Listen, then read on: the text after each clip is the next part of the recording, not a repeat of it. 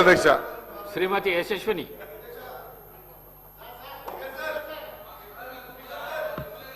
ధన్యవాదాలు అధ్యక్ష.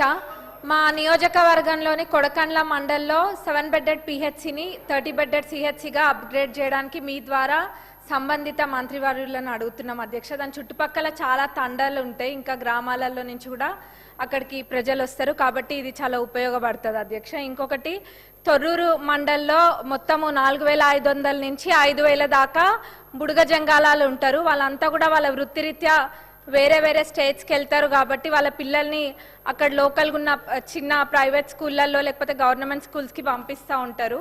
వాళ్ళందరికీ కూడా ఎస్సీ హాస్టల్ శాంక్షన్ అయితే వాళ్ళ పిల్లలకు కూడా భద్రంగా ఉంటుందని చెప్పి వాళ్ళందరూ ప్రపోజల్ పెట్టమని అడగడం జరిగింది అధ్యక్ష. మీ ద్వారా సంబంధిత మంత్రివర్యులని అడుగుతున్నాం. ఇంకొకటి, ఆర్ఎన్బి రోడ్స్కి సంబంధించి మా దగ్గర ప్రధానంగా 3 రోడ్స్ ఉన్నాయి అధ్యక్ష. ఒకటేమో తొర్రూరు టు హర్పిరాల ఒకటి ఉంది, ఇంకొకటి మురిపిరాల టు జఫర్గఢ్ ఏమో అదొక 20 కిలోమీటర్ల దాకా ఉంటుంది అధ్యక్ష. అది చాలా అత్యవసరము. ఇంకా మైలారం టు గుత్తూరు కూడా అదొక 13 కిలోమీటర్ల దాకా ఉంటుంది అధ్యక్ష. అది కూడా మీ ద్వారా సంబంధిత మంత్రివర్యులని అడుగుతున్నాం అధ్యక్ష.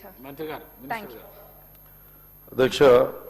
సహచార మంత్రి సోదరిమణి యశస్విని చెప్పినటువంటి ఈ 100 బెడ్ హాస్పిటల్స్ విషయం కానివ్వండి, స్కూల్స్ విషయం కానివ్వండి, ఆర్ఎండ్బి శాఖలో ఉన్నటువంటి 3 రోడ్ల విషయం చెప్పారు అధ్యక్ష. నోట్ చేసుకుని కన్సర్న్ డిపార్ట్మెంట్స్ మంత్రులకు తెలియజేస్తాం అధ్యక్ష. Thank you. D Sudheer Reddy గారు. ధన్యవాదాలు అధ్యక్ష. నా సబ్జెక్టు రెవెన్యూ మంత్రి గారికి సంబంధించిన సబ్జెక్ట్ అధ్యక్ష. వారు లేరని చెప్పి నేను ఆందోళన పడ్డా, కానీ వారు వచ్చిండ్రు, వారికి కూడా ధన్యవాదాలు అధ్యక్ష.